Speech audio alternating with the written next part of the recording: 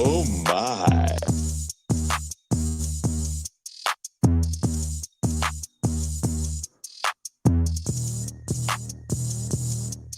Damn, son, where'd you find this?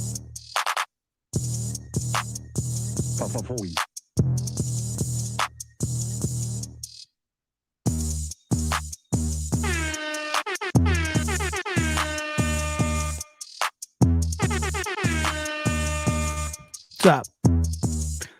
How's it going? Good to see you. Good to be here. Let's see. Can you hear me? My. Oh my, George. It's the weekend for Friday. What's happening? Good to see you. Good to be here.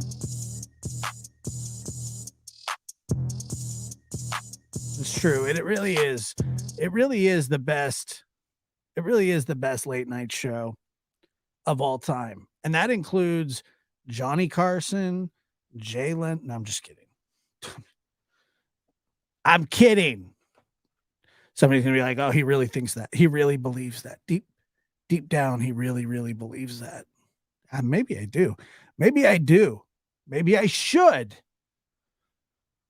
Maybe I do. And by the way, let's just put this out there again, a disclaimer. I don't want to talk about me. Okay. I don't want to talk about it. I don't want to talk about it. And you know what I'm talking about. And you know I don't want to talk about it. And you're going to make me talk about it, even though I don't want to talk about it. And that's the crappy part about this, is that I might somehow, some way have to talk about it when I don't want to. I don't want to talk about it. Oh my God, please no.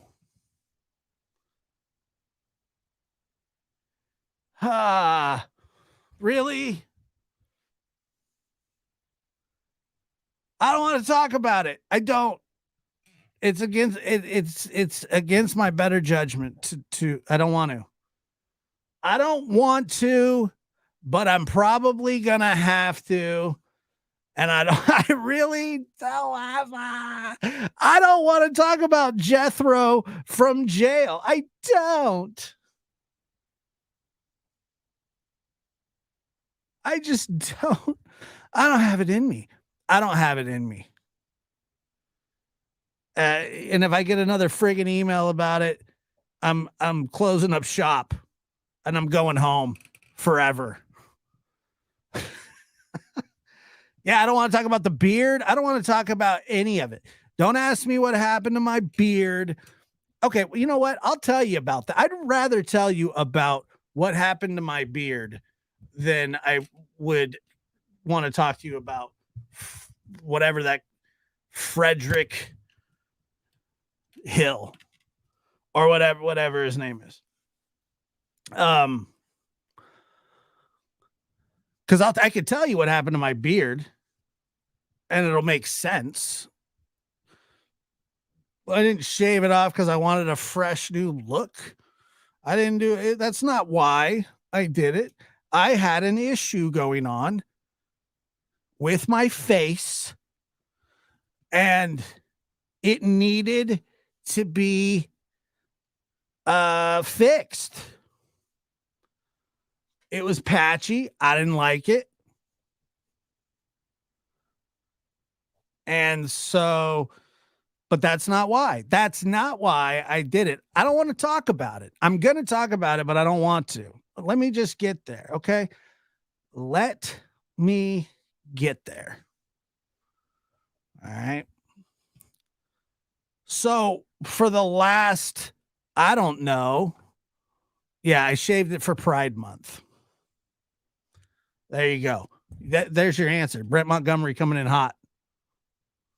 The beard is coming back. Trust me.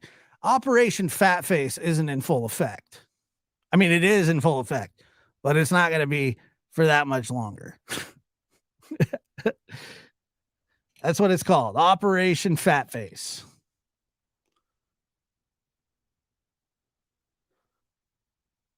I don't want to talk about it.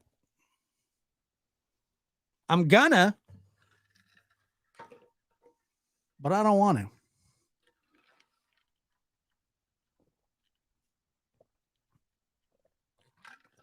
Yeah. All right, I'll tell you why. Since every little part of my life is, let me see, and I'll just tell you.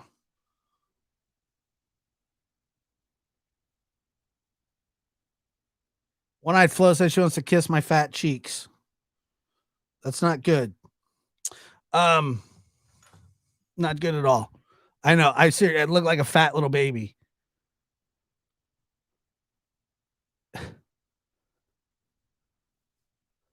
But anyway, none of that matters. I don't want to talk about it. And here's why. I was having a major, I thought I was having a major dental emergency. Thank God I wasn't, but that's what I thought for probably a week.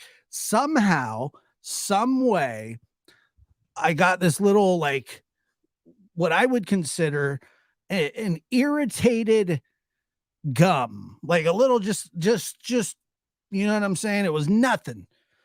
And it would just kind of hurt, and like it was just kind of annoying, and then it got worse. And then I was like looking at it, and I was like poking at it, like, oh, what is that? Oh, what is it? So I'm like poking at it, and I'm poking at it, and pushing on it, just doing stupid stuff.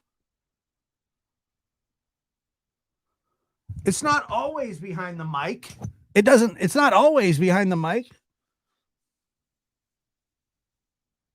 So anyway, I'm like, oh no.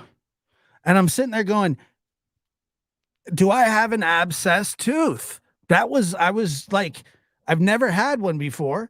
So I was like, do I have an abscess? But the thing is, I don't have a broken tooth. I don't have a bad, the tooth's fine where it was. So I'm just pushing on it. Nothing. Nothing. So as the days go on, I think it lasted for about 7 days. And all of a sudden, it happened very late. Yeah. It happened very late. And Padlock says, clean shaven is the only way to go. Well, not if you have my face, you don't. But anyway, so I was like, oh my God, my face hurt, blah, blah, blah, blah, blah. So it continues to swell for like, I think it probably peaked out day 4, which was Monday. Maybe Monday or Tuesday. Maybe it was Tuesday night. It was this unbearable, ungodly pressure in my mouth. I was looking up on this very platform itself what to do about said abscess, and I was thinking, okay, I'm gonna go to the emergency room tomorrow and get some antibiotics and da da da da. If it's not any better, like that was the point that I was at. I literally told my family, I can't talk right now because I don't feel good. I mean, they were asking me all kinds of questions.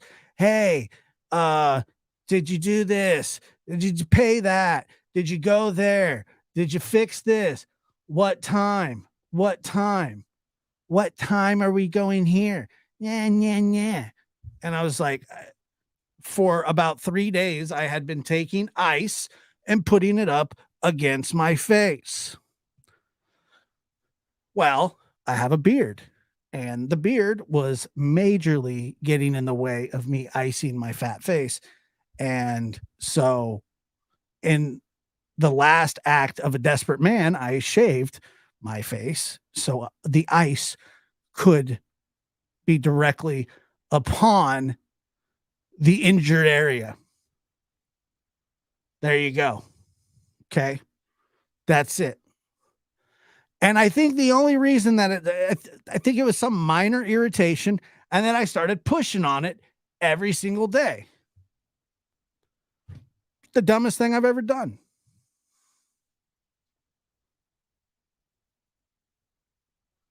Kayla says, guess what? Usually when Kayla says, guess what? She means the Tampa Bay Rays won again because they're a bunch of cheaters.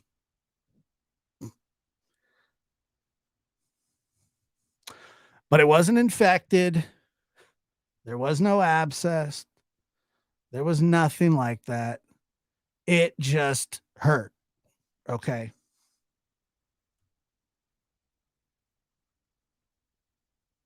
And it was awful. But it wasn't an abscess. Because I was like, I was thinking, I don't have. I didn't have one. So thank God, you know. Thank God.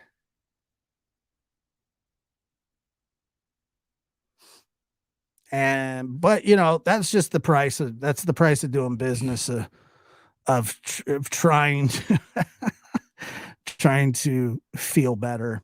And feel better I did, but I didn't want to talk about it. I talked about it, and I thought after talking about that whole thing, after that whole diatribe on why I shaved my beard, why I did that, which by the way sounds like the most boring conversation that anybody would ever bring up. But you know, that's kind of what I do. I talk about stupid, boring stuff sometimes. And I still don't want to talk about Fred Hill. I'm fighting this to the bitter end. I haven't watched said interview. I don't want to watch that interview. I got the basics. Trust me. I've been filled in abundantly. I've been minute by minute told. I've been briefed and debriefed and rebriefed and boxer briefed and tidy whiteys and not so tidies and not so whiteys. I'm fired up, folks. I don't know why. I got to get the poison out. Not sure what's going on here. Need some chop suey. Yeah. I thought about it. But I thought about it. All right. Really? Exactly. I'd rather be bored than talk about Fred Hill. Love a Scorpio says that they're doubling down, that they love the Lab After Dark. Brent Montgomery just coming in with the pride jokes left and right. It's good to see you, Brent. Welcome back.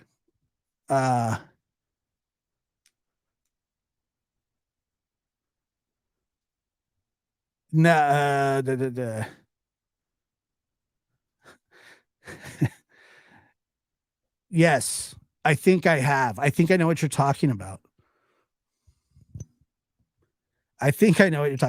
Wild Cherry says, have you heard the latest info on Summer? I guess. Is that info? Is that what that is? I don't know. Is that info? Is that something that I should be talking about?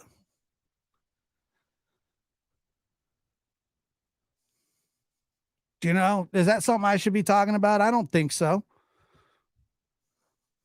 I heard, I saw, and I don't like it, and I don't care. BS. It's feckless. It's dumb. You know, and I'll tell you what, I get accused of doing things on YouTube like, oh, you shouldn't be talking about this, or you shouldn't be talking about that. Oh my God. Oh my God. For real? Terry B, I love you to death. I doubt it. I doubt it. Well, look, interesting is interesting. I am, let me tell you where I am in the Summer Wells case. And by the way, I have not given up on it. I'm not done talking about it. Uh, people are like, when are you going to talk about, or when are you going to do the Dudley thing? In due time, my friends.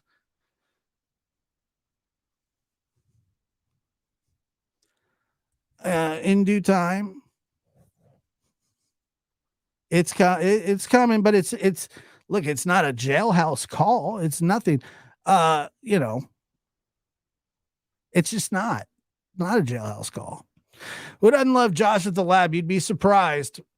Hadn't heard or seen anything, and I trust Josh's judgment.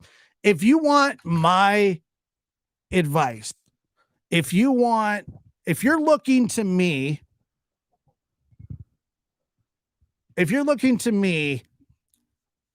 which I understand some people do, on this situation,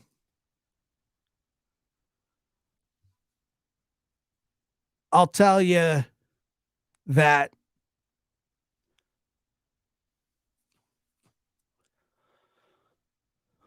I think what's going on is highly irresponsible. I think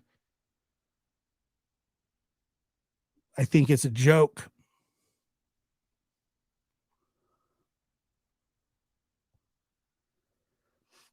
I think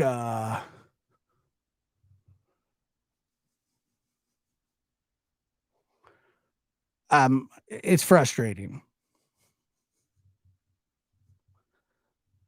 And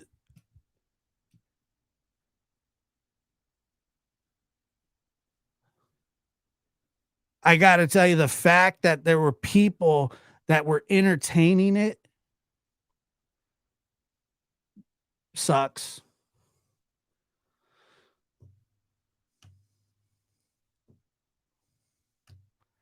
It's just,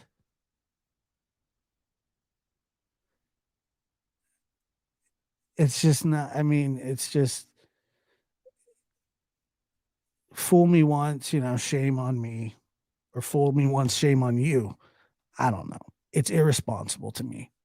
That's just my opinion. That doesn't mean that I'm the moral compass of the Summer Wells case. I'm surely not.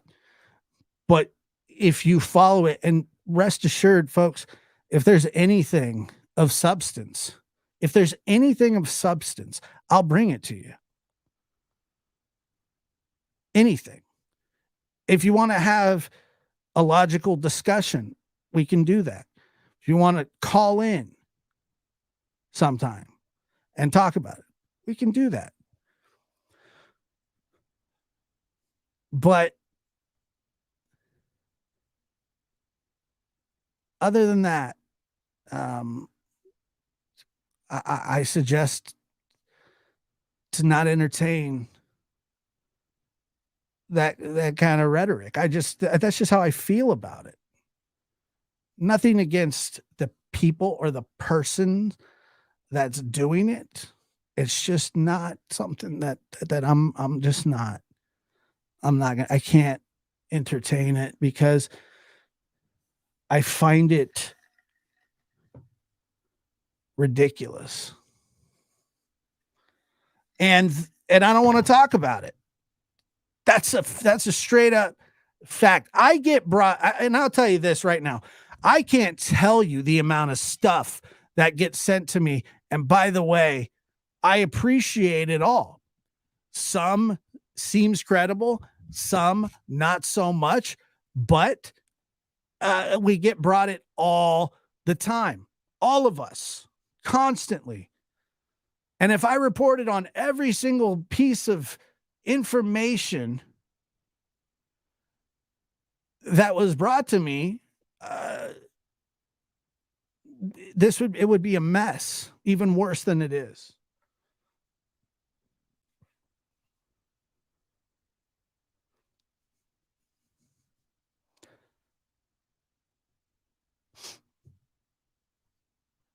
It's a mess already.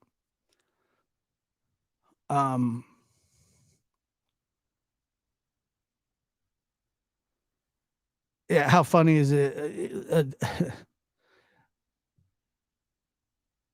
Look, this is just going to come out anyway.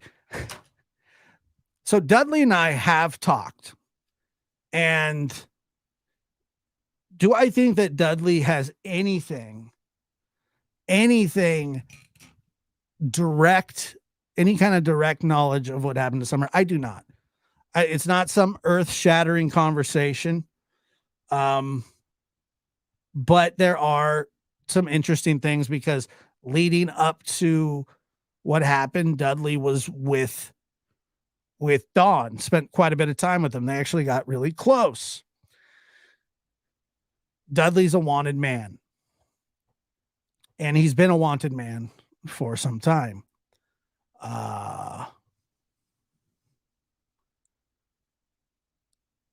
The second half of the conversation, when we were supposed to meet up again, he wanted me to pay him for the rest of the interview. And that wasn't going to happen. That wasn't going to happen. I'm not doing that because I'm just not. I don't pay for interviews. I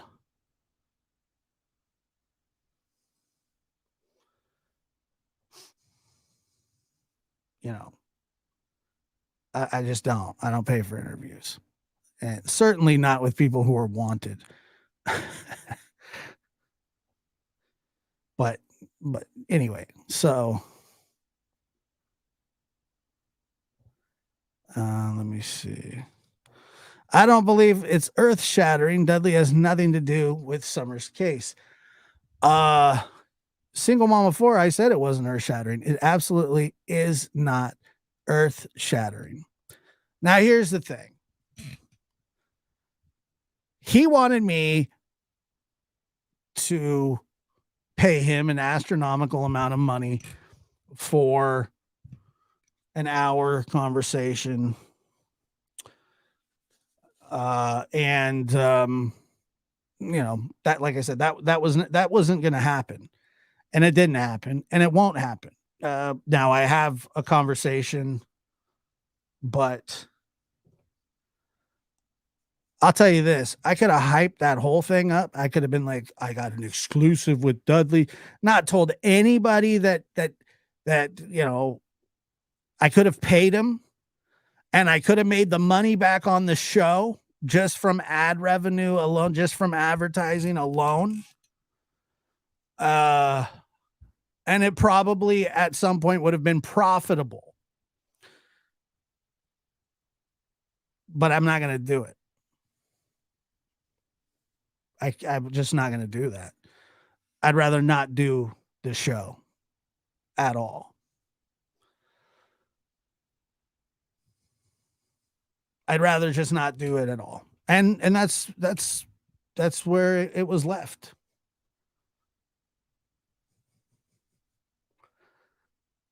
Yeah, that's where it was left. And that's where it's going to be left. Now, if he wants to talk to me for free, he's always welcome. But I'm not going to pay him to do it. I'm not going to pay the guy to do it. It's just not going to happen. Not because it wouldn't be, like I said, I would get the money back by publishing the video, by hyping it up, by whatever. And I'm just not going to, I'm not going to do that.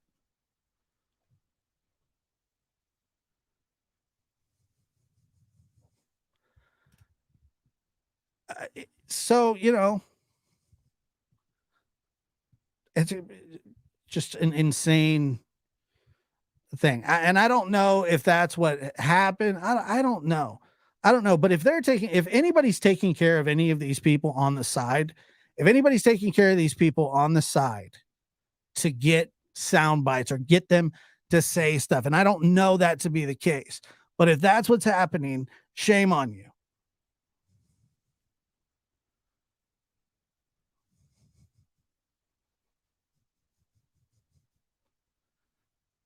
Like I said, I don't know.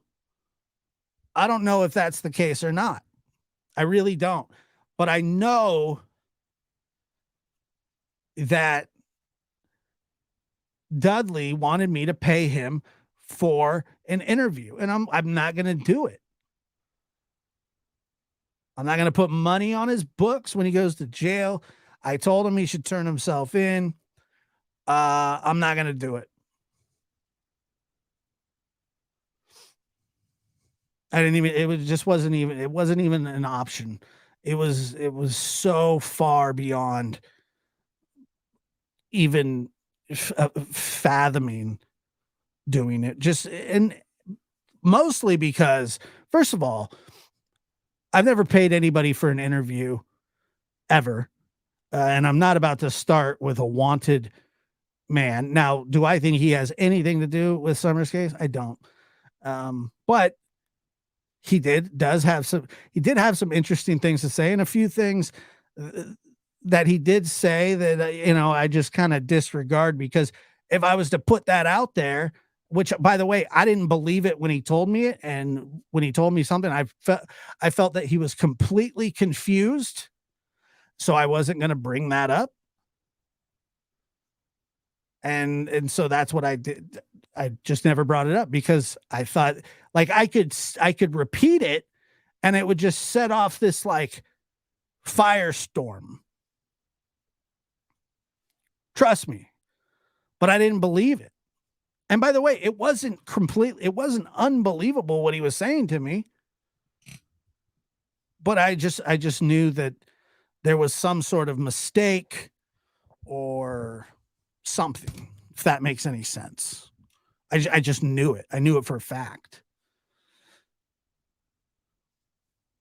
So, like I said, it's just not something that I'm going to do. It's not something that I'll ever do.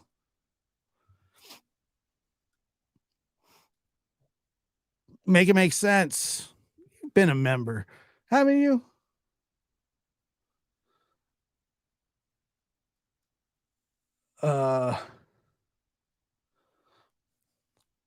Clean shaven is the only way to go. Lulu says, appreciate you always, bro, and hope your tooth feels better. It wasn't a tooth. That's the thing. And I appreciate it, but there was no tooth issue. I brought it on myself by jamming my finger into a slightly irritated spot on my gums, thinking that somehow, some way it was going to do something. It didn't. Brett Montgomery, it's good to see you, man. BC Proud, good to see you. Thank you so much. That's why we're here. Angel Talks Too Fast is a member. What's up, Angel? And Mississippi Girl, good to see you as well. So anyway, that's just really, I'm BS, good to see you. I'm bummed out. I'm disappointed. This is another one of those cycles that are running, through. And like I said, I know people that know Grandis personally and that have confided in Grandis, or that Grandis has confided in, and said just some crazy eyebrow lifting things. And they said, well, don't say anything. Please don't say anything. And I don't, not for two reasons. First, it's secondhand knowledge. And second of all, I think it would just be a disaster.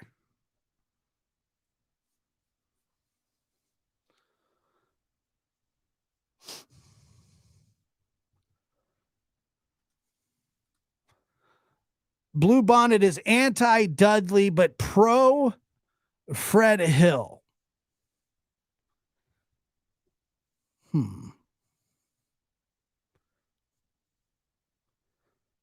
However, I find Fred interesting to listen to. Interesting. So sue me. No, thank you. I'm not going to sue you.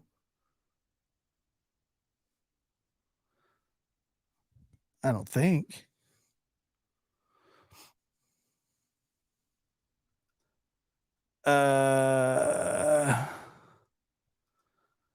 Thank you, Lulu. I appreciate that.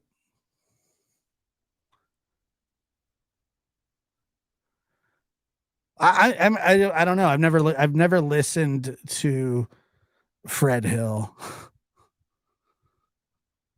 So is Fred a criminal? Oh yeah. I'm sure they're all interesting to listen to. It's interesting sitting there watching somebody go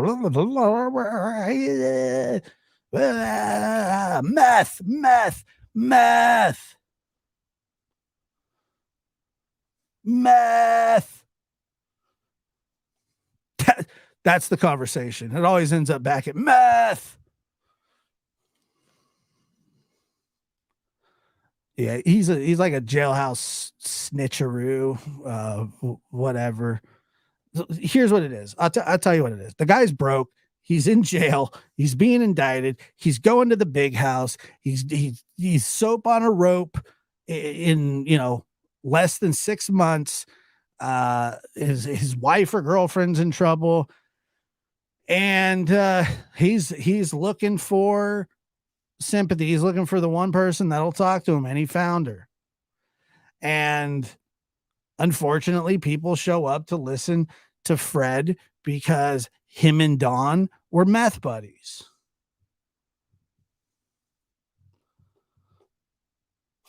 Yeah, we'll have Dolly make him soap on a rope. That's all it is. Fred Hill's looking at the big booty house. He's looking at a male only existence for quite some time. He's about to be down with the Aryan Brotherhood soon, or I would think, I don't know. Are there any other white gangs?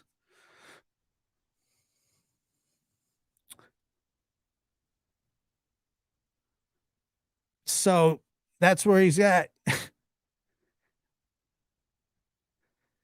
And like I said, and listen, and this goes to Fred and Dudley both.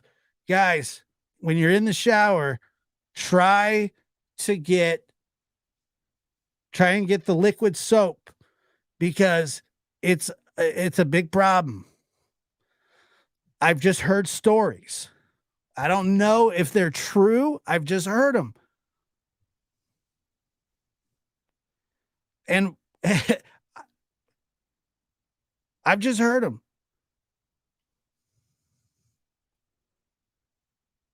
So, be careful. Be careful, Fred. Be careful, Dudley. I mean, because all these guys are going away. They're all going away. The holler, it'll make you holler for $1 in the holler. You know what I'm saying? You know what I mean? The secrets of the holler. The hills have eyes. The Fred Hills have eyes. And by the way, I'm not one to like make fun of somebody's haircut, but he's making it really hard to not say something about it. It was shocking. Maybe it's the new thing. I don't know. Maybe it is. Maybe that's what all the kids are doing. But geez, man. What the hell was that? It looked like It looked like Tiger King survived typhus.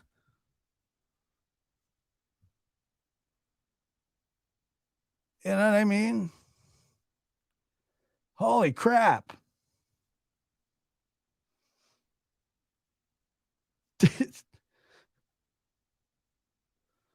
It was shocking.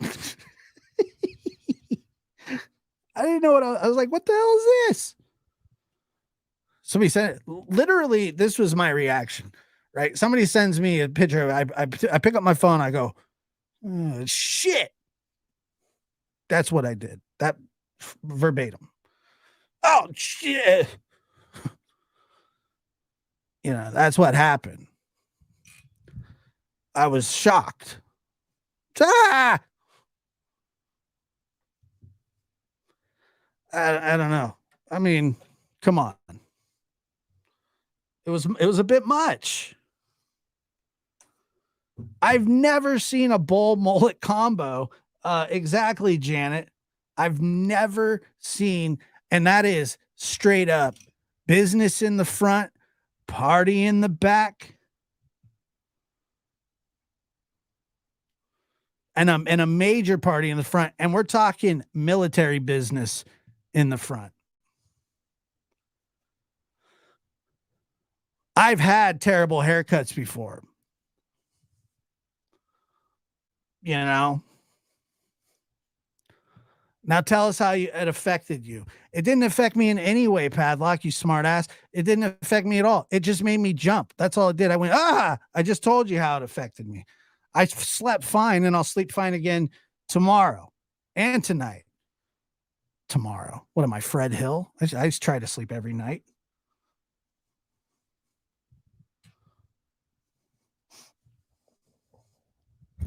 So if you want to know what I think about Fred Hill, I think his haircut sucks, and I think that he's going upstate or wherever it is, downstate, upstate, Aryan Brotherhood, soccer. He's going to be playing chess.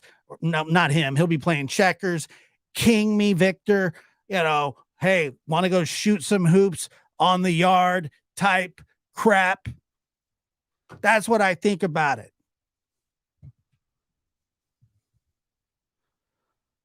That's exactly what I think about it. I don't care.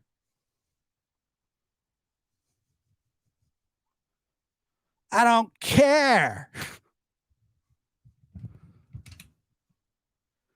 You know?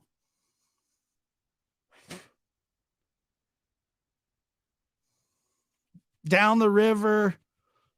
The guy looks like he was on an episode of, you know, the Moonshiners. Like, he looks like he's made moonshine in 1932. Like the Baldwin sisters from the Waltons. Like it's like he was their runner.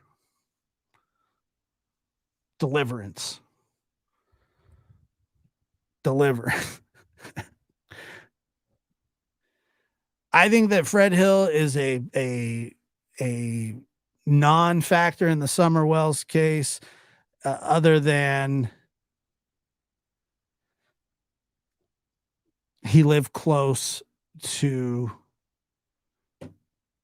Don and Candace. And I think that Don and Candace already try and throw him under the bus? He did that with Dudley too. So there you go.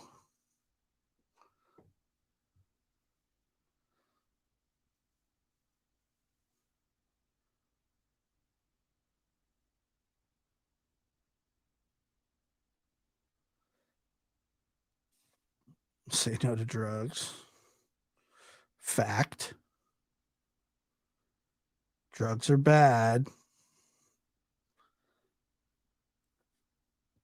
Drugs are real bad. So anyway, any more questions about Fred Hill? I'd like to just get him out of the way so I don't have to talk about him tomorrow. Any more Fred Hill questions? Do I like his haircut? No.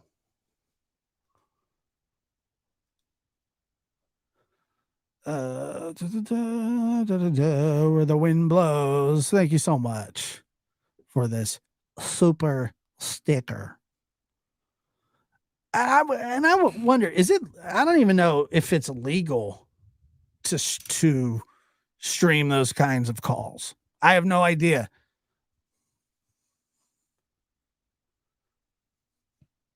I know that whenever we had to do like a Zoom call with my dad's parole hearing. They made it very clear that there's no recording, streaming, anything.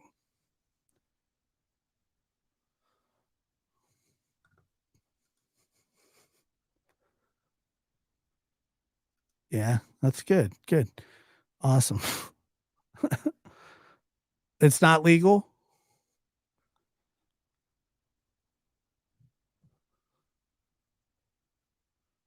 Oh, yeah, of course they have. Tim and yeah, I know.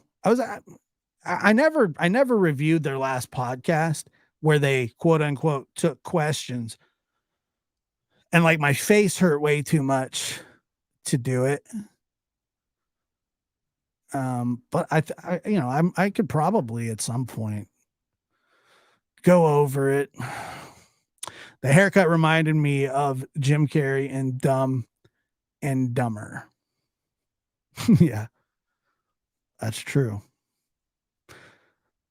Yeah, I don't know. I don't know what the legalities are. I don't care what they are. You're a journal. I don't think I'm a journalist. I'm not. I'm personally not a journalist. I don't think. I'm definitely not a journalist. Am I? Am I a journalist? No.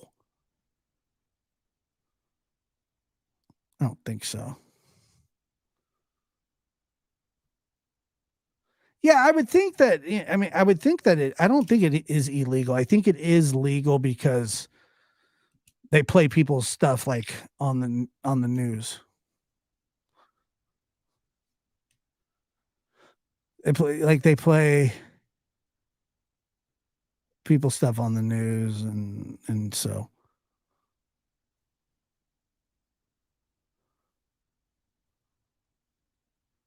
yeah.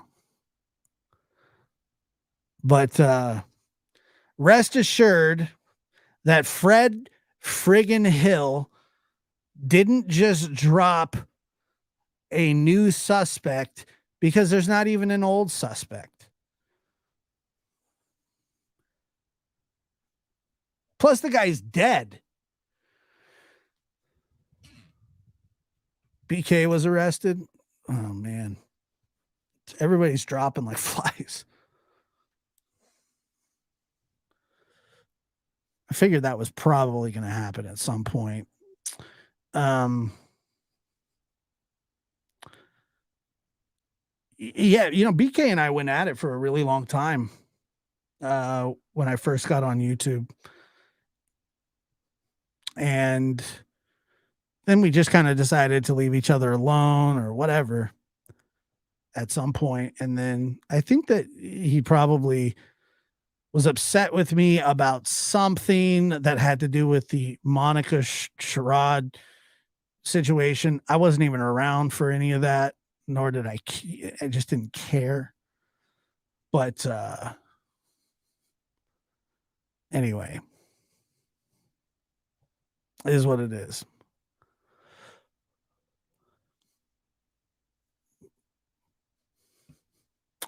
For stalking.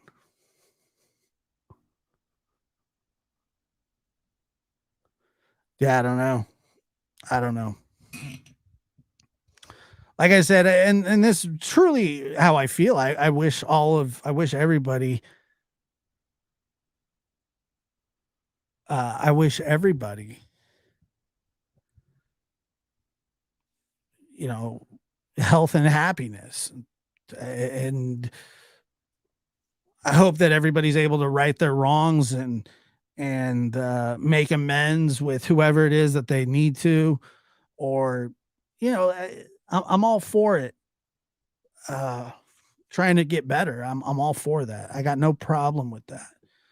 I don't wish bad upon people. I really don't.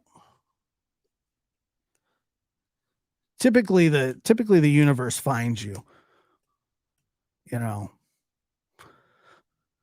Typically the universe finds you.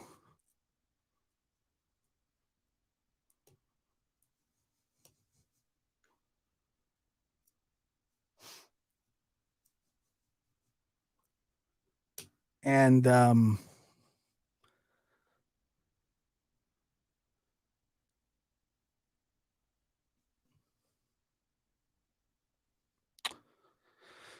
yeah. It sucks, but whatever. Is Sugar leaving? Where are you going, Sugar? No, I'm just playing.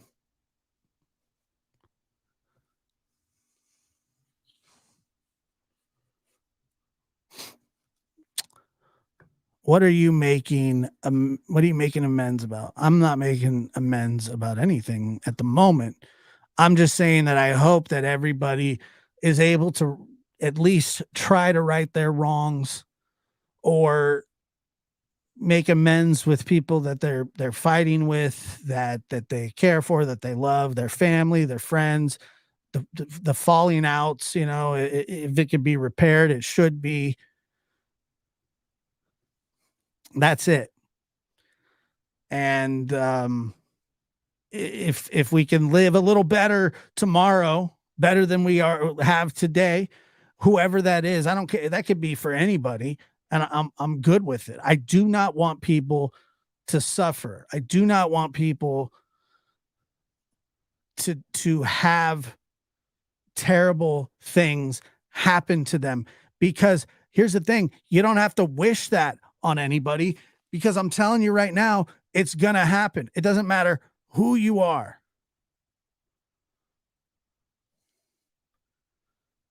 It doesn't matter who you are. Something bad in your life will happen that will test you to the very core of your soul.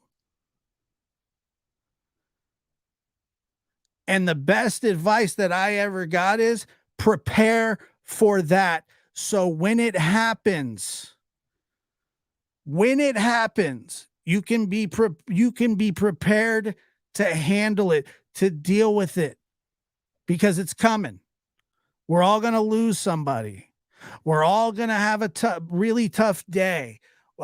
Something bad is going to happen. I don't need to wish it on anybody. That's just not what I do.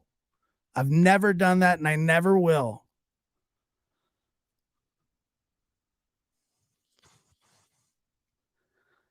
Ebb and flows, peaks and valleys, smiles, cries.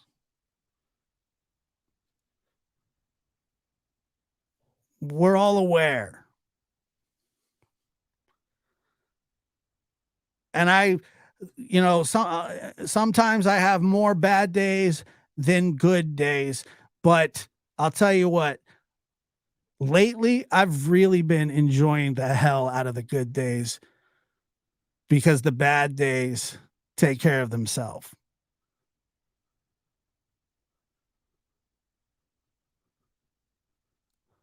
All right. When the good days are there, you got to celebrate them. Living in the moment is something that I've been trying to learn, but it's tough. It is tough. So I don't care. I don't need to wish bad on people, because first of all, most of the people that you want to wish bad on have already had a crappy life. And that's just the truth.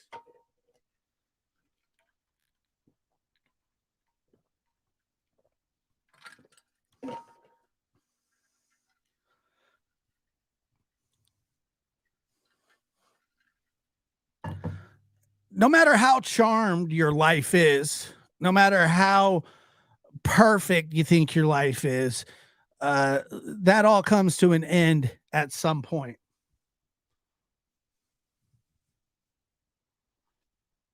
It's just the law of averages. I mean, you live long enough, you're going to experience terrible things at some point. Some of us sooner than later, some of us later than sooner, and some of us continuously through our lives. And I think that most of us would consider that we've had pretty rocky ups and downs in our lives.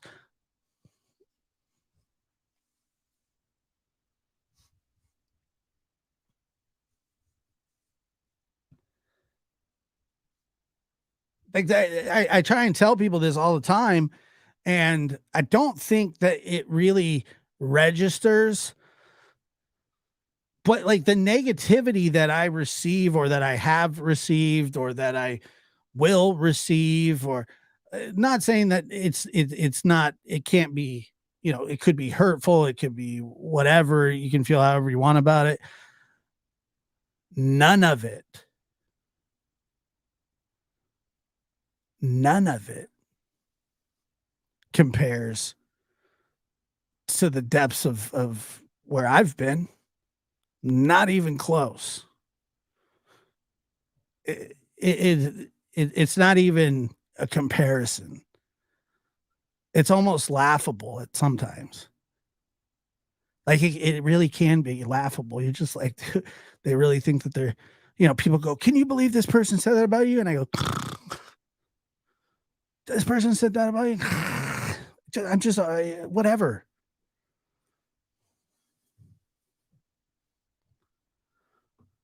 Who cares?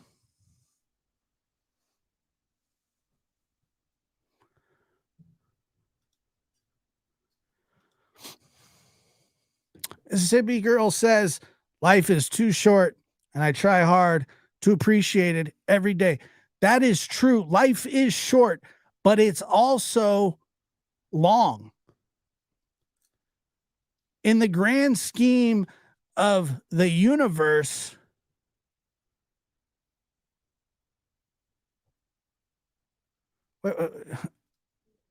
I really don't know.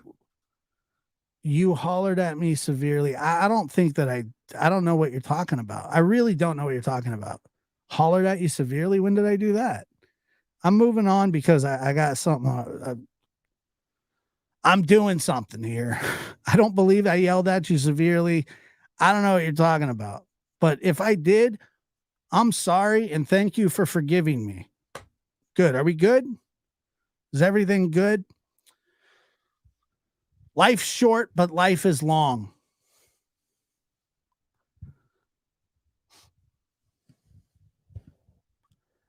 It really is. Like you have to prepare for the future, but you also have to live in the moment.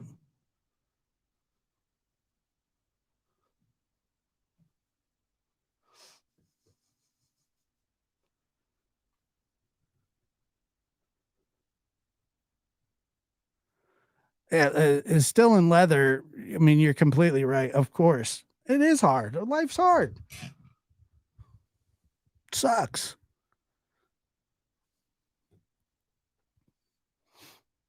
My son's girlfriend says the other day, she goes, "I'm turning 19 next month. It feels like I just turned 18." And I said, "Well, that's how it feels now. That's how it feels. We're off the rails." You know what I mean? It's like what is it? The closer the is it how does that go? The closer the toilet paper gets to the end of the roll. I don't know. I can't remember it.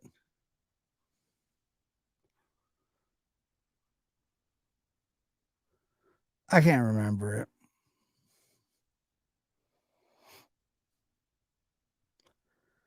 One of the things that people are gonna that we all deal with is existentialism. And if you know what existentialism is, it's basically the pursuit for a purposeful life. Um, and we all deal with it it's all something that we all think about.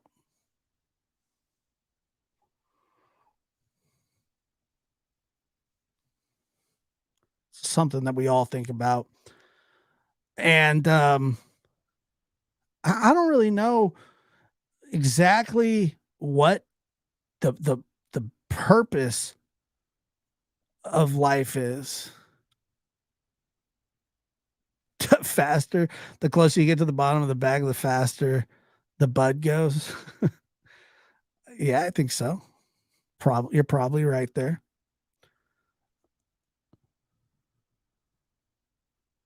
Well, I appreciate that. Thank you. Take care.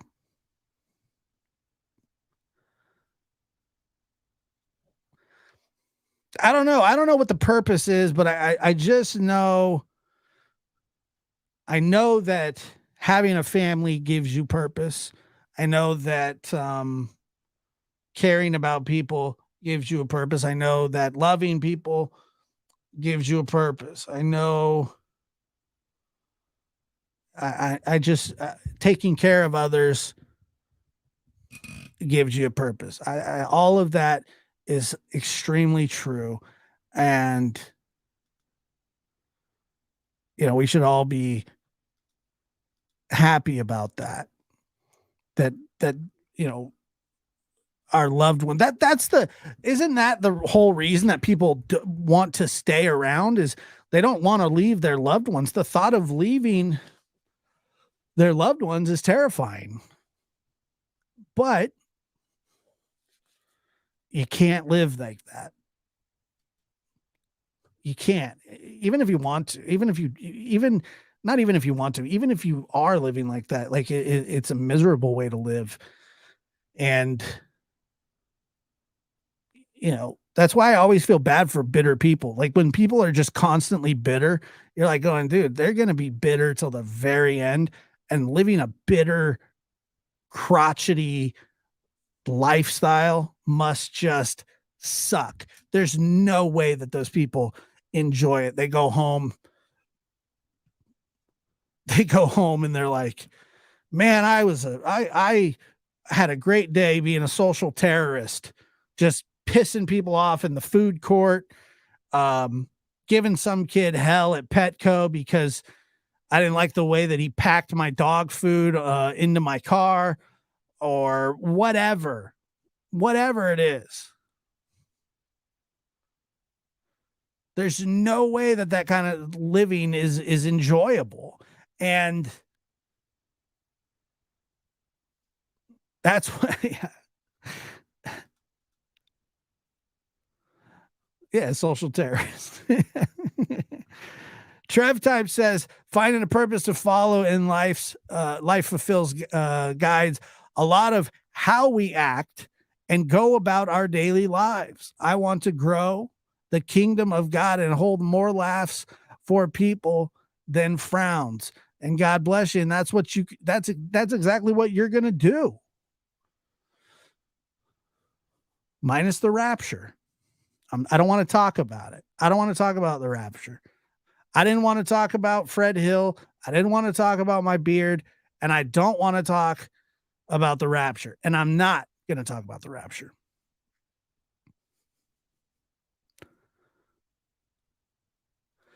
And, just this whole Titan situation, it's like, one of the things that like you get hammered on is people are like, hey, look, how many people are missing in the world?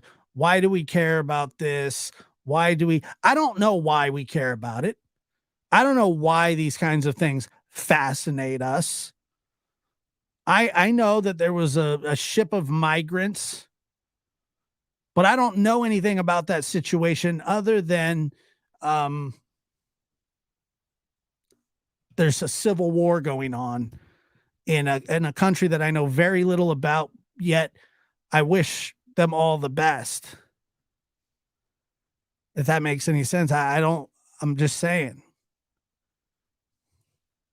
I was aware of it. I just didn't know. I just don't know that much about it. And people, they kind of lambaste you over it. They go after you.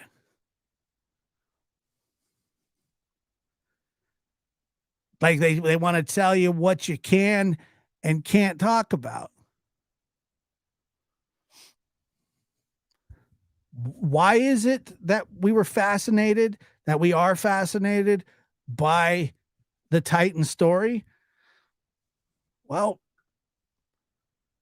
honestly, it's because of a basic childhood story that we were told as kids.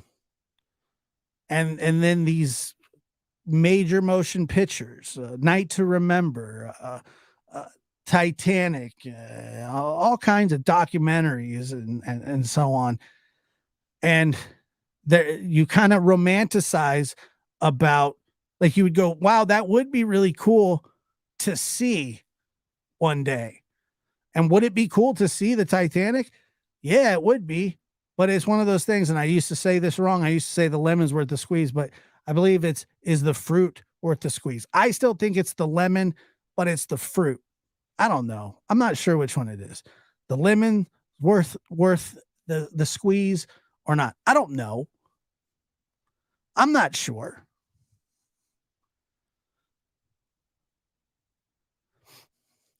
But here's the thing, C-Star. It wasn't even it wasn't exactly tragic yet. It was actually hopeful.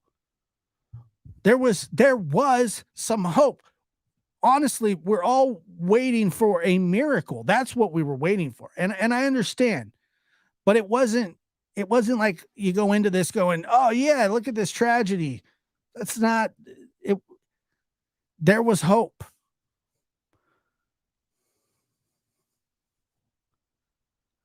And there was.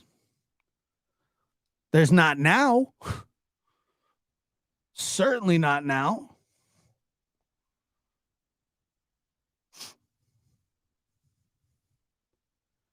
But there was hope.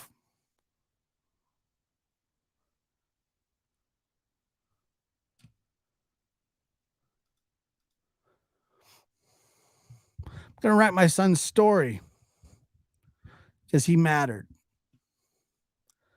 certainly did.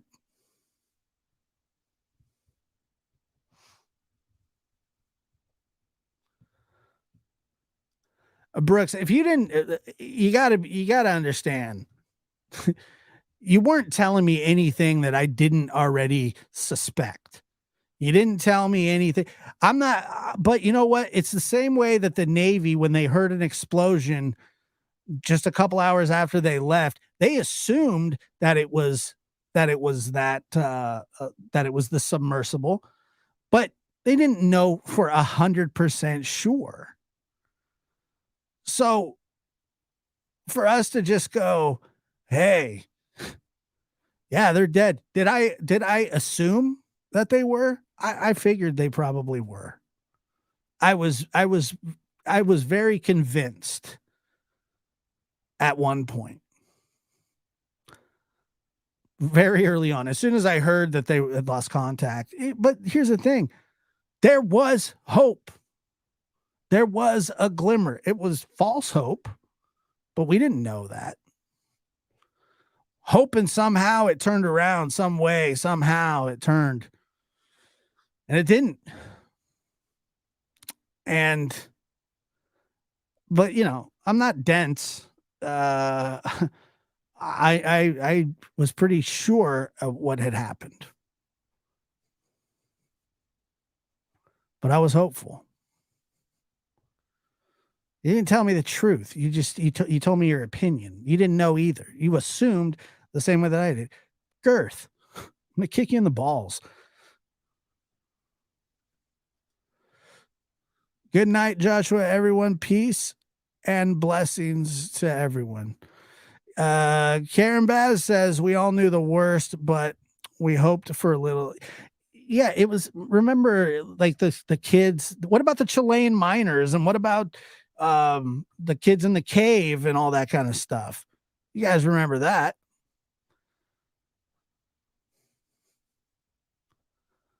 That's right. Those situations seemed hopeless too. There's thrill seeking and there's tragedy. When the Coast Guard didn't want to own it and couldn't really look at the camera, they drug us along. How many days later? Yeah, but they didn't know for sure. I mean, I think that they had a pretty good idea. But yeah, I agree with you. It did kind of feel like we did kind of get taken for a bit of a ride. The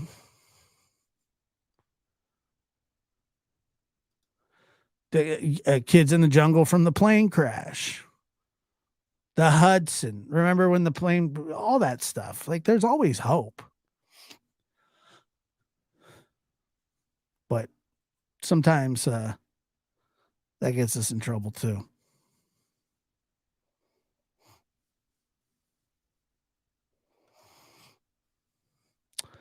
Good to see you. Good to see you.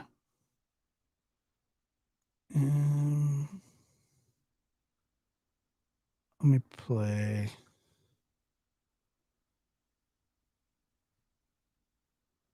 $14.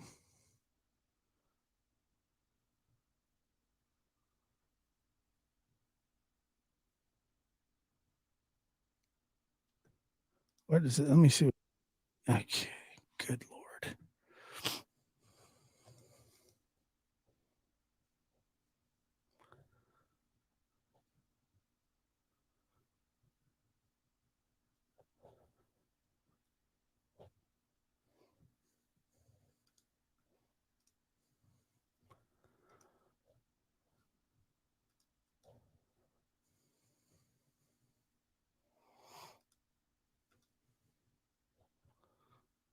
Of Titanic looms out of the darkness as our submersible rises slowly.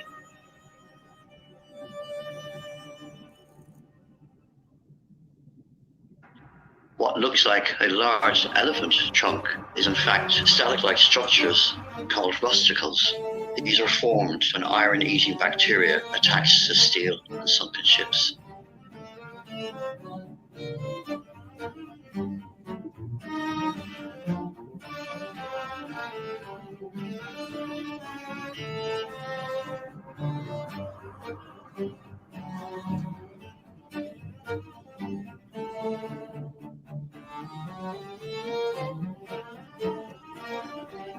I don't even know if that is. I don't even know if that's cool or not.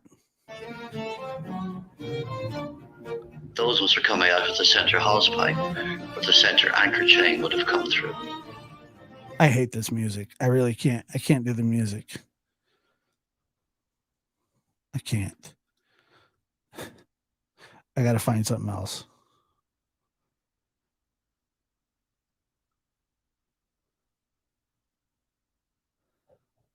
Let me see.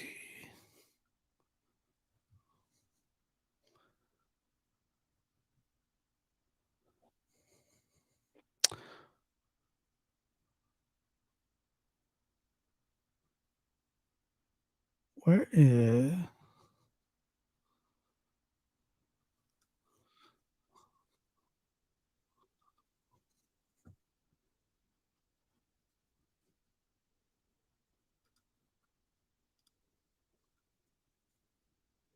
Sea has seen emails which show that warnings over the safety of the Titan sub were dismissed by the company's CEO. Also on the programme. Banks here in the UK have agreed to offer greater flexibility to mortgage holders who are potentially facing huge increases in their monthly Deepwater Exploration Gate, who died in the incident, and a leading deepwater exploration specialist, Rob McCallum. So let's take a look at them. So this was an email sent in 2018. Rob McCallum warned Stockton Rush, "I have given everyone the same honest advice, which is that until a sub is classed, tested and proven, it should not be used for commercial deep dive operations." He went on, "As much as I appreciate entrepreneurship and innovation, you are potentially putting an entire industry at risk. So I implore you to take every care in your testing and sea trials and to be very, very conservative. Now, a few days later, OceanGate's Stockton Rush replied, I've grown tired of industry players who try to use a safety argument to stop innovation and new entrants from entering their small existing market. He told Rob McCallum, since Guillermo, the former co-founder of OceanGate, and I started OceanGate, we've heard the baseless cries of, you are going to kill someone way too often. I take this as a serious personal insult. Now, the next day, Rob McCallum replied in the starkest terms, I think you are potentially placing yourself and your clients in a dangerous dynamic. Ironically, in your race to Titanic, you are mirroring that famous catch cry, she is unsinkable. Now, OceanGate's lawyers then contacted Rob McCallum and threatened legal action. Today, we have contacted them again, and they say they have no additional information. Robert McCallum maintains that no one should have gone in this submersible. Well, this morning, we heard from William Conan, chairman of the US Marine Technology Society Manned Underwater Vehicles Committee. In 2018, he and other engineers wrote a letter to Stockton Rush warning of the dangers of using an uncertified craft. This was clearly preventable. We do have regulations. I think the issue has to come out here is that as an industry, and look, we make submersibles. We've been making submersibles here in Los Angeles for 30 years. There's the best submarines in the world. There is order in the industry. There are ways to be clever and go around things. So for sure, it needs to be clear that a submersible like this, of what they were doing for tourism, would not be allowed in U.S. waters. The Coast Guard would not allow it. It would not be allowed to work in British coastal waters because it would have required it to be certified. Same thing in Canada. And then turns out that they operated in international waters where no Coast Guard has jurisdiction. Well, you found two loopholes. And let's just say it wasn't very wise. Well, the director of the film Titanic, James Cameron, completed 33 dives to the site, and here's what he said. You know, the community, our community of deep ocean engineers spoke out against it quite loudly, and the warnings were unheeded. Now, before these developments, the co-founder of OceanGate spoke to the BBC and rejected claims that they had cut any corners. Any expert who weighs in on this, including Mr. Cameron, will also admit that they were not there for the design of the sub, for the engineering of the sub, for the building of the sub, and certainly not for the rigorous test program that the sub went through. An investor in OceanGate who previously made the same trip, Aaron Newman, told the BBC that the idea that Stockton Rush did anything wrong was disingenuous. One of the, by the way, one of the things that I found completely disingenuous of this Stockton Rush guy was him saying that these were like the people that would go on board were, what were they, like mission control specialists, mission support specialists? How is a 19-year-old who was scared to get on the damn thing even allowed to do that? They're not mission specialists. They're tourists. It's very disingenuous. He was doing something far beyond what anybody else had. Like the sub that he built and was taking down there was a magnitude more advanced than, for instance, you look at the craft that James Cameron took down. That was a tiny little sub that one person laying flat in could operate. So, you know, he introduced new ideas and new pieces that are not conventional, and some people don't like that.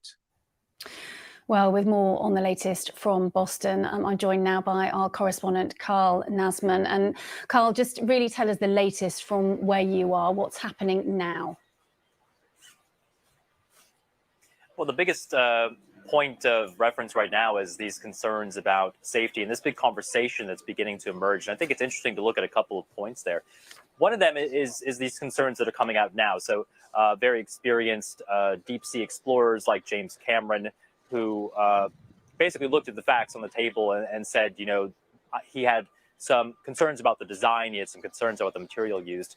And then it's also interesting to look that many of these other concerns that were raised were about 5 years ago. So many of these, the email exchanges we just heard about, the letter sent to CEO Stockton Rush, that all took place in 2018. And of course, this was 5 years ago. It's also even a few years before the Titan made its first visit in 2021 to the shipwreck of the Titanic. So there were warnings even before this Titan vessel began making these dives about the experimental nature of it, about the shape, the design of the vessel itself, and also the material, the carbon fiber there. So that is definitely the conversation now on a day in which we're also beginning to remember the victims, and of course, more than the 4 people that died here. But now that the dust has settled a bit and the investigation is Kelly O says he's pushing the limits, breaking rules, and living in loopholes.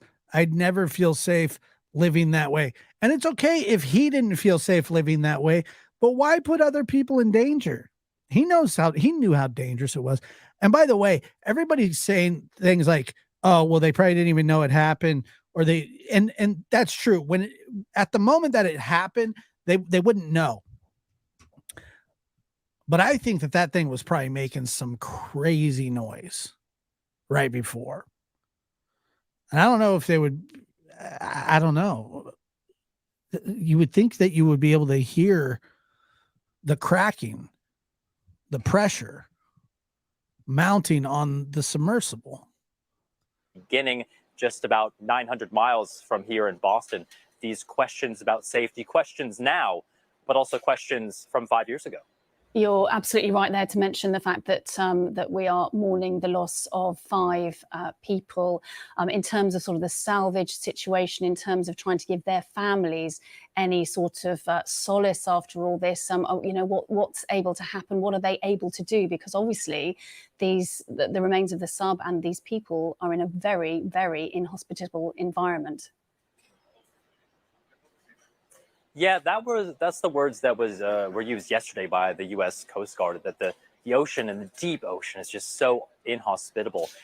They didn't answer directly exactly whether or not any kind of bodies or human remains would be able to be recovered from the site, but it sounds unlikely. This is a very deep part of the ocean, and we also know that the way that this vessel likely imploded, it happened with so much force. In fact, what some people have described it. Yeah. So if you had been watching, if you'd been watching the lab while I was covering what was going on, I kept saying they would have heard it implode. They would have heard it. I'm actually going to put out a video tomorrow on one of Stockton Rush's test submersibles that he took to I think it was Washington State, where he was testing it. And he literally blew the windows out of the testing site, like the sensors. He blew up the sensors. He basically blew the entire room up from the explosion, from testing this carbon fiber piece of crap. And I mean, it did. And he was like, if you're not breaking things, you're not innovating. If you're not breaking things, you're not innovating. Sounds like Ben Shapiro's step uncle. As the weight of the Eiffel Tower weighing down on top of that submersible, it's unlikely that we will ever see any bodies recovered. But that doesn't mean that this recovery mission isn't continuing out there. There's a ROV making its way to the site now that will begin to continue to look for debris down below, look for key pieces of this submersible, and presumably look for any human remains that might be recovered. But this is now a recovery mission, and it will continue into the days and likely weeks to come. Okay, Carl, thank you. Carl, there. Horsewoman, I think you joined the conversation late. We covered that. I just want to bring you some breaking news. I mean, there's been different lines coming in regarding this submersible incident all the time. The latest we've just had is some news that Canada's Transportation Safety Board have announced a probe into the loss of the Titan submersible. And yeah, so basically the report was that it was the US Navy that picked up an implosion right as basically the exact time, not basically, at the exact time that the Titan lost communication with the host ship. And yeah, that's what happened. And so basically they assumed that the thing had imploded, but they just didn't go public with it because they wanted proof. I imagine that they told the family. I don't know. I'm just reading, these are from the Reuters news agency here. In a statement, the board has said it was launching a safety investigation regarding the circumstances of this operation because, and the reason, if you're wondering why it was a Canadian ship, is because the Titan's surface support vessel, the Polar Prince, was a Canadian flagged ship. As I say, sort of so many lines coming in about this story all the time, but just the latest we can give you there. Canada's Transportation Safety Board on Friday announcing a probe into the loss. So they about an hour and 45 minutes, they were fairly close to the wreck site, actually. 1 hour 40 minutes. Okay, where the wind blows says 1 hour 40 minutes. They were like 1,600 feet. The pieces were found. The end caps basically were found.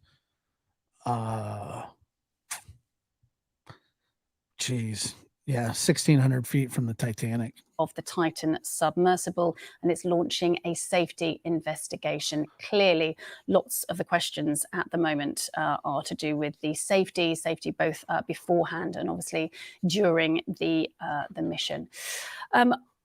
Lots more questions that people are asking, but it lost communication as soon as they heard that implosion. It's actually, I wouldn't say a common, but they know what an implosion. I mean, they pick them up when they happen, and they do happen, probably more often than we know. I want to bring in my next guest, Ofer Keter. He's a submersible pilot. He is the president of I haven't heard one person other than the people that have been on this thing that are friends or work with the company that said, yeah, man, that thing was awesome. It was cool. It worked really well. Like, they're not saying that. They're going, dude, we've all said for some time that you're going to, damn it. First of all, you're going to kill a bunch. You're going to kill people. And by the way, he was taking the same one down over and over and over again. There's no refurbishing. He knew that the carbon fiber flexes, he, for some reason, he believed if it didn't do it on this trip, it was going to do it the next trip. If it didn't do it on the next trip, it was going to do it on the trip after that. But it was going to happen. No doubt about it. And everybody that is an expert on this agreed this was just an accident waiting to happen. This thing was a death trap. It was a piece of crap, and it shouldn't have even been out there for commercial use. Merge. This is a submersibles consulting and operations company. He's been a sub pilot for more than 20 years. So thank you very much for joining us on the program, Ofer. Can I ask your reaction? Did you have any concerns when you heard about what had happened and perhaps your knowledge of the company before this happened? Good evening, Sarah. Thank you for having me on the show. My personal experience and my company's experience in the submersible world is very different than what has happened with Ocean Gate and what happened with the Titan on the Titanic for many, many reasons. So yes, I obviously I had my thoughts and had my analysis based on the very little information that was available originally, but it is an extreme one-off kind of event, and it does not fall in line with my and our experience in the submersible world for over 2 decades. In terms of sort of legislation All right, I will. and sort of safety testing, when you're sending a submersible down to depths, perhaps not as deep as this, what is the legislation? What is the safety testing? How rigorous is it? So any submersible that we use as pilots or as operators is designed by certified manufacturers that have a very rigorous engineering process. They didn't start this process a few years ago or even 10 years ago. They started it many decades ago based on past experience, past knowledge, past engineering, and they have evolved with the engineering, but always sticking to very strict guidelines that exist today. We have American Bureau of Shipping, we have DNV, we have Lloyd's Register. There are standards, there are guidelines, there are procedures, there are testing methods that exist and are being used by the industry. And that's why I feel that it is extremely important to explain to the public that this event, this tragic event, is one of a kind, is one-off, it's unique, it's extreme, and it's not what the industry of travel and leisure and private submersible exploration is accustomed to. Okay, Ofer, thank you very much for your insight this evening. We'll have to leave it there for the moment, but I just want to remind you of the breaking news that we had this evening to do with this story. This is the statement from Canada's Transportation Safety Board, TSB, which have announced a probe into the loss of the Titan submersible.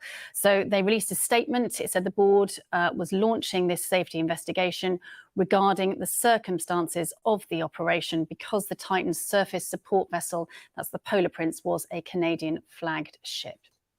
Around the world and across the UK, this is BBC News. Yeah, crazy.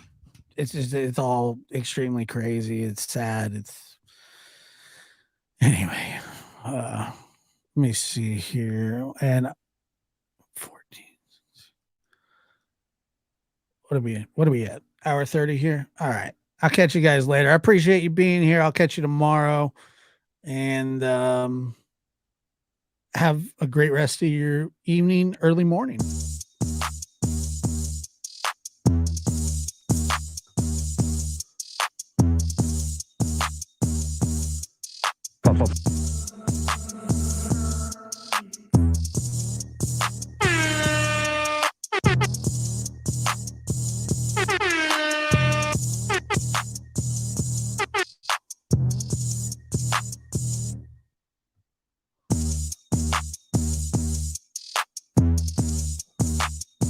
Oh my.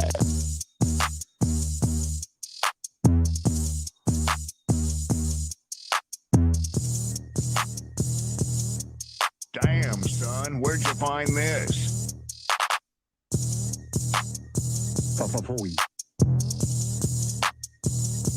What happened? What did Kelly do?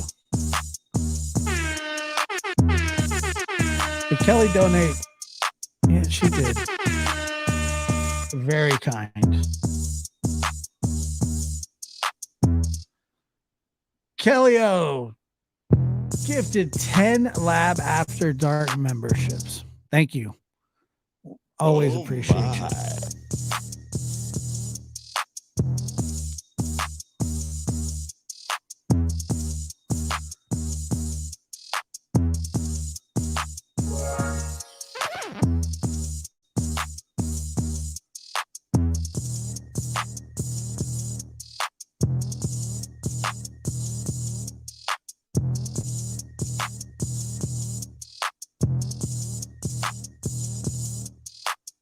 Yeah, Matt. I'll actually. You're right. I do need to do that.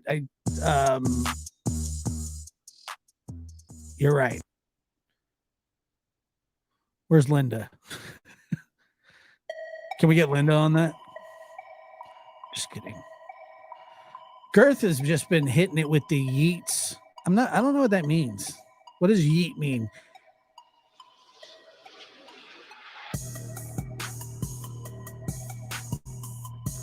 That is a good idea. Danielle. Thank you.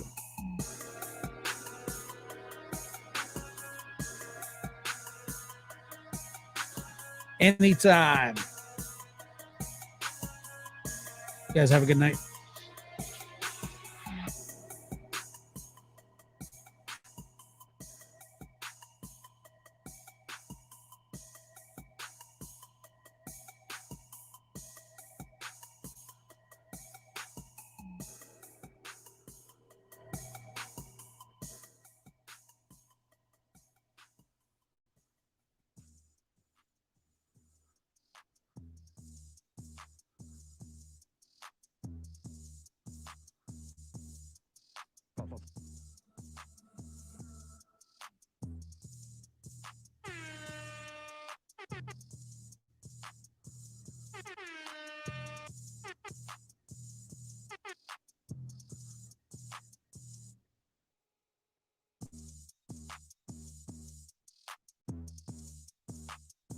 Oh my.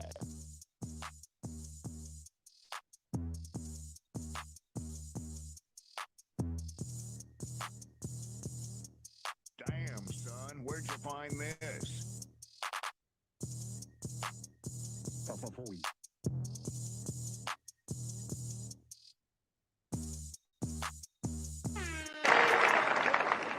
Yes.